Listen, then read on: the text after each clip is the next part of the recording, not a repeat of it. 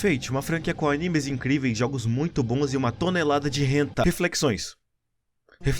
Como o que uma pessoa realmente pura sente. Você é uma pessoa boa porque faz coisas boas ou porque sente culpa quando faz coisas ruins? Seu amigo é realmente seu amigo se ele não bota uma saia peruca e te chama de amor? Dúvidas como essa têm rodeado minha mente desde que eu me conheço como gente. E Fate tem servido para aumentar essas paranoias. Será que algum dia esses esforços vão ser reconhecidos? Se sim, será que eu vou estar vivo para ver isso? Já que boa parte dos artistas antigos só foram reconhecidos após sua morte. Pensa comigo, quando você faz algo certo, no fim parece que você não fez nada. Então será que realmente vale a pena ser alguém bom? Bom, pra saber isso você vai ter que ficar comigo até o fim desse vídeo. Recentemente eu revi algumas partes de Fate Grand Order, e por mais que seja um jogo feito pra tirar o máximo de dinheiro de você em troca de PNG de anime, incrivelmente tem uma história boa, ainda mais quando se fala de ética. Como uma pessoa que nunca foi influenciada ficaria ao ver o bem e o mal da humanidade. O mundo e as pessoas que vivem nele não são preto e branco, e sua maioria o mundo é composto por cinza. Pessoas boas podem fazer coisas ruins, tanto quanto pessoas ruins podem fazer coisas boas. Pessoas ruins podem fazer algo bom e serem louvadas por isso. Nossa, ele mudou, como ele é um anjo. Assim como pessoas boas podem fazer algo ruim e serem julgadas pelo primeiro erro. Eu não esperava isso de você. Sendo que no fim tudo são consequências do mundo. São papéis que talvez tenham sido trocados, mas no fim acabaram na mão de cada um de nós. Tem gente que vai ter tudo, mesmo não sendo o exemplo de pessoa. Assim como há pessoas que vão fazer de tudo pra melhorar o mundo e nunca vão ser notadas. Gente que fez de tudo e no fim não recebeu nada. Isso é, nada além de ingratidão, traição e tantas outras coisas ruins que, se forem jogadas na balança, você entende o porquê muitos se revoltam e decidem jogar o próprio jogo, seguindo as próprias regras e morais. Então, como alguém puro que viu toda essa injustiça que permeia tudo, independente da era, vai reagir? Será que vai gerar ódio, tristeza, desesperança? Ou será que algo novo vai nascer disso? Romani Ackerman é um homem que passou por diversos caminhos, viu muitas partes da humanidade, guerra, morte, e após entrar pra aldeia, ele começou a participar de experimentos frequentes, materializando espíritos heróicos, esses que utilizam mana como a fundação do seu ser. Porém, quando eles são incapazes de se materializarem por conta própria, lhes é permitido possuir um humano, assim o chamando de pseudo-servos. Em casos assim, é padrão que o humano perca o controle do seu corpo e o servo tome conta, uma posição padrão das quais se vê em filmes, mas o que aconteceu naquele dia foi diferente. Após 10 anos tentando, não foi um pseudo-servo que foi criado, mas sim uma fusão completa de humano e espírito, chamada Demi-servo. O espírito heróico se recusou a ajudar, então a cobaia só ganhou um fardo pra carregar, já que além de não ganhar benefícios, as células dela decaem muito mais rápido que o normal. Se ela durar até os 18, já vai ser um milagre. Então, talvez por simpatia, talvez por segurança, talvez por culpa, o Romani decide observar de perto a saúde dela como médico. Ela chama ele de senpai, mas ele responde que em questão de tempo, ela tá aqui antes dele, então ela seria senpai aqui. Ela rebate dizendo que senpai kohai se refere a uma relação de ensinamento e aprendizado. Então ele rebate que pra chamar alguém de senpai teria que ser alguém digno, alguém que fosse naturalmente humano, não alguém comum. Esquece o conceito de humano que você tem. Essa pessoa sentiria alegria, tristeza, raiva, tudo de maneira natural, e mesmo assim conseguiria viver com orgulho, mesmo em meio às emoções dos outros, que consiga ver além, gentil, amigável, que sente compaixão e agiria pelos outros mesmo sem motivo, virtudes que mesmo sendo desvantajosas são o que torna as pessoas humanas. Então nesse conceito de senpai nenhum deles se encaixam, e talvez nunca se encaixem, ela por ser alguém essencialmente vazia e ele por ser alguém que carece dessas virtudes, já que mesmo pensando isso, ele ainda não moveu nenhum dedo pra tirar a Mesh dessa sala. Ela ainda sofre experimentos inumanos, tudo pelo bem da humanidade. Claro, a Mesh não acha errado e não guarda nenhum rancor. Ela foi criada pra ser o mais inocente e bondosa possível. Pra ela é como se todo mundo fosse alguém importante, como se fossem vários senpais da vida. E mesmo os experimentos causando dor à Mesh, ela não se muda. No fim, ela tenta compreender só as partes boas dos humanos. Alguém tão puro que fica feliz só de ver as pessoas felizes. Desde então, as visitas deles continuam. Eles sempre conversam, ele leva doces pra ela, lê livros, ensina ela a brincar. Eles até veem filmes juntos. E aos poucos, ela ia criando uma curiosidade pra saber como o mundo era fora daquele quarto. Depois de uns dias, o Romani chega com boas notícias. Se tudo continuar como está, em breve ela vai se tornar uma pesquisadora oficial da aldeia. E finalmente vai poder sair desse quarto. Então, como recompensa, ele oferece um presente pra Mesh. Ela pode pedir o que quiser. O que ela quer é ir pra fora e ver o céu limpo. Mas no fim, infelizmente, ela tem que se contentar apenas com um holograma. O tempo passa, os dias continuam iguais, mas ela acaba achando algo peculiar. Alguém dormindo no chão dos corredores. Eles conversam e ele se apresenta. Esse é Fujimaru Hitsuka. Ele é um dos vários mestres que estão sendo treinados pra ajudar nas singularidades, mas ele acaba sendo expulso da primeira missão por dormir no meio da explicação. Como a presença da Mesh não era obrigatória nesse momento, ela o leva até seu quarto e volta correndo pra missão. Todos os mestres entram nas suas cápsulas, porém algo acontece. Um incêndio se inicia e o Fujimaru começa a buscar pela Mesh. Pelo visto, todos os outros mestres foram mortos graças ao incidente, e no meio dos destroços ele encontra a Mesh. Ela pede pra ele correr, mas ele não quer deixar ela sozinha ali. Eles são trancados nesse lugar caótico, então já sem esperança, o Fujimaru se senta ao lado lado dela. Ele fala que também queria ver o céu, mas queria ver com ela. Eles dão as mãos e o inesperado acontece. A missão progrediu e agora eles voltaram no tempo. Pra Fuyuki em 2004, uma realidade onde tudo deu errado. Porém, a Mesh ainda tá viva, já que o espírito que habitava ela decidiu finalmente aparecer. Então, durante suas viagens, Mesh e Fujimaru passam por várias épocas. Conhecem todos os tipos de pessoas, desde as mais egoístas e cruéis até as mais santas. Dentre elas, várias coisas foram passadas, como por exemplo, o significado de Senpai para Mesh. Entre tantas pessoas as quais ela viu, ela só chama uma de Senpai, porque ele é o significado de ser naturalmente humano. E o que um humano é? Tudo o que foi mencionado antes, alguém que sente tudo de maneira natural, que não deixa as emoções de terceiros sobreporem as suas e mesmo assim consiga ser gentil, que não pensaria duas vezes em colocar obstáculos no seu caminho se for para seguir seus ideais, sendo verdadeira consigo mesmo e com suas vontades. Eu acho essa uma boa definição de humano ideal. Eu imagino que todos os humanos tenham nascido assim. É isso que nos faz humanos, a humanidade.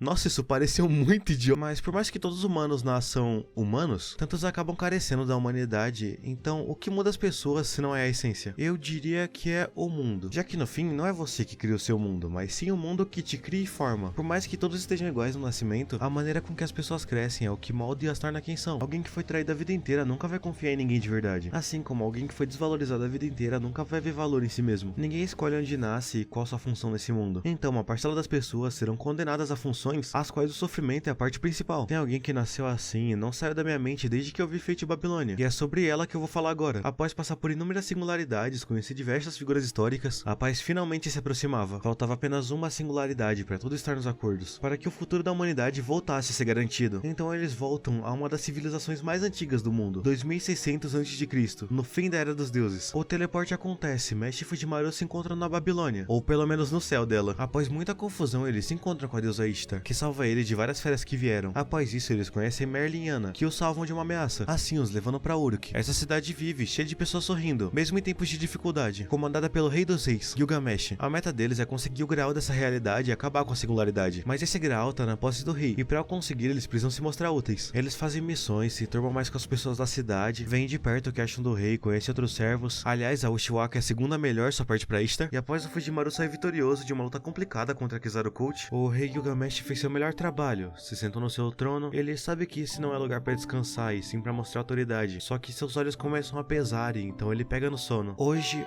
o rei morreu por excesso de trabalho. Muitos na região têm morrido graças à fraqueza, e parece que essa doença finalmente alcançou o rei. Não era proveniente de uma praga como ratos, não era uma epidemia, as pessoas só ficavam fracas e morriam. Os cemitérios estavam cada vez mais lotados, então qual seria a razão? Ereskkigal, a deusa do submundo, é responsável por todas as almas dos mortos. Os espíritos que ela tem na terra levam as almas dos fracos e exaustos para o submundo. Como ela não pode sair do mundo dos mortos, muitas vezes ela se manifesta no corpo da sua contraparte, a Ishtar. Então, quando sua aparência e atitude mudavam, era Ereskkigal se manifestando nela. Levando isso em conta, se temos o mundo dos mortos e o rei ainda não foi enterrado, temos uma solução: ir pra lá e salvar sua alma. E como vamos pra lá? Morrendo! Pronto, o submundo invadido com sucesso. Um lugar escuro, decadente e repleto de almas. Inúmeras provações são necessárias para chegar até ela, como decidir qual é a deusa mais bonita, ela ou a Ishtar. E no fim desse caminho, ela se revela. Ereskkigal, a deusa do submundo. O Fujimaru tenta convencer ela, dizendo que essa guerra não é o que ela quer. Ela não é disso, mas quem é ele para saber algo sobre isso? Então a batalha começa, todos contra a deusa do submundo. Enquanto eles lutam, ela se questiona: será que ela estaria errada? Desde que nasceu, ela teve o azar de ter que cuidar do submundo. Ela não é uma pessoa ruim, mas ficou encarregada do trabalho sujo. Ela cuidou das almas dos mortos por tanto tempo que ela já perdeu a conta. Durante toda sua vida ela foi privada de tudo: diversão, tédio, alegria, tristeza, enquanto via sua contraparte voando livre por aí. E agora vem essas pessoas dizendo que o trabalho que ela fez dedicando sua vida inteira é errado. Ela pergunta se ninguém vai elogiar ela por ter carregado esse peso sozinha durante todo esse tempo. Ela ergue sua mão no gesto de esperança, só pra ouvir que ele não pode elogiar ela, já que isso seria louvar o seu sofrimento. De acordo com o rei, elogiar a dor é apenas um insulto. Elogios devem ser proferidos para os seus triunfos. A dor em seu coração no fim pertence apenas a você, mesmo que a vontade de ser compreendida fale mais alto. Após um golpe final, Fujimaru diz que sempre sentiu que tudo aquilo era só fachada, e sabia que em momentos específicos ela visitava ele no corpo da Ishtar só pra conversar. Então não tinha como a deusa do submundo ser alguém má, e é isso que sempre me pegou em Fate, independente da versão. Sempre é sobre alguém que se esforça tanto e no fim sua recompensa não passa de um. Não foi mais que sua obrigação, sobre alguém que deu tudo de si pra receber algo pior que um nada, alguém que em troca foi traído, reduzido a nada, a ponto de chegar a se perguntar: valeu mesmo a pena ajudar tanto? Valeu a pena ser alguém tão bom, sendo que nenhuma recompensa virá, se no fim parece que não valeu de nada? Que o que decide se você vai ser recompensado não é o quão bom você é, mas sim inúmeros fatores aos quais de maneira alguma estarão sob seu controle. Onde pessoas que tentam ser perfeitas ou boas demais para os outros sofrem um preço, e pessoas egoístas sempre vão alcançar o topo onde elas vivem, porque no fim, é a vida. O caminho certo nem sempre é o mais fácil, mas esse é o caminho que muitos decidirão trilhar. Ter a possibilidade de fazer algo ruim e mesmo assim não fazer é uma grande conquista. Pode parecer que não vai dar certo e pode mesmo dar tudo errado, o mundo pode não te recompensar, mas uma coisa eu te garanto: eu vou pelo menos tentar recompensar quem merece. E se você ainda estiver aqui comigo, eu tenho uma sugestão: tenta você também. Quem sabe assim, mesmo que o destino seja anoitecer, a noite ainda vai poder estar cheia de estrelas.